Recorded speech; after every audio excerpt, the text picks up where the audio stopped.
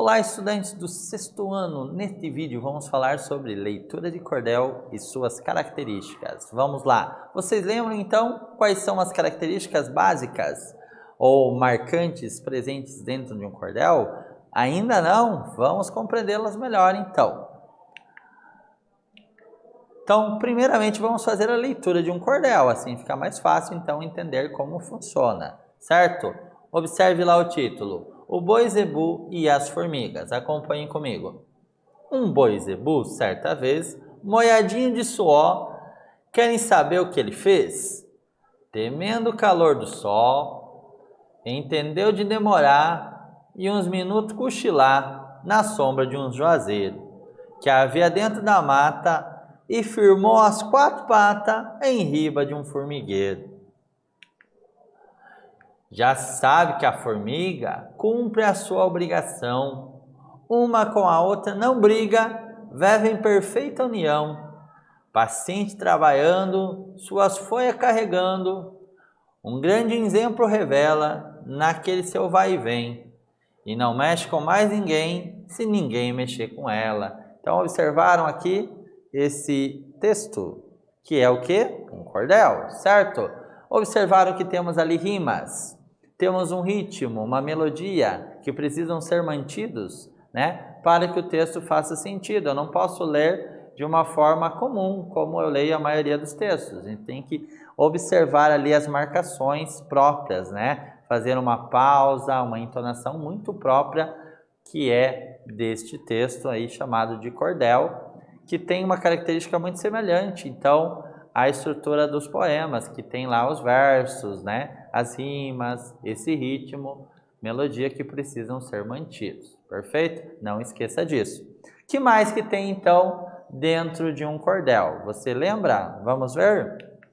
Olha lá, ele é organizado em versos, então não esqueça disso. A linguagem é coloquial. O que é a linguagem coloquial? É quando eu uso a linguagem de uma maneira mais informal, mais despreocupada com as regras, digamos assim, né? Então, a questão aqui dos cordéis, eles são estruturados, na maioria das vezes, ali na região do Nordeste. Então, é muito próprio, né, daquela região o uso de certas expressões regionais, tá? Algumas palavras informais, vai manter um sotaque muito próprio também, né, daquela região, do povo, a questão da cultura também, tudo isso vai ser observado dentro do texto, tá bom? E presença de rimas, métrica e a oralidade, eles se fazem, né, muito marcantes. Então você não pode esquecer disso, né? Então, principalmente que o texto surge da oralidade e depois ele é registrado para a forma escrita.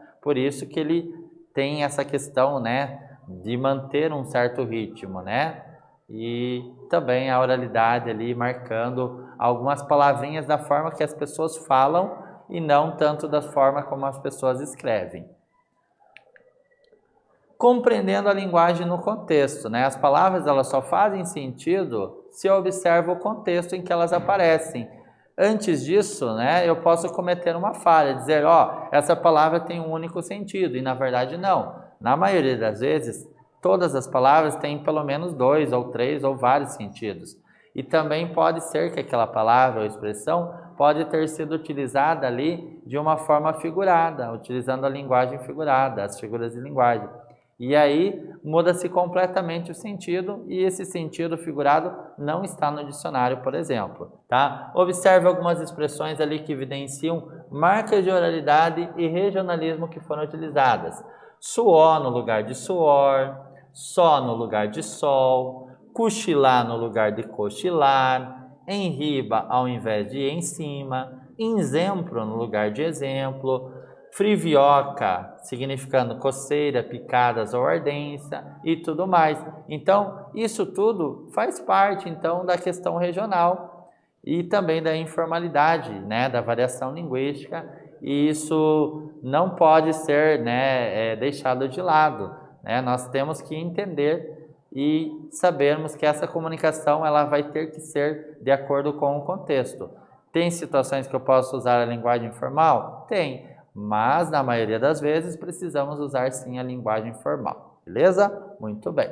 Então, neste vídeo, falamos sobre a questão aqui da leitura de cordel e suas características. Espero que vocês tenham gostado. Até breve.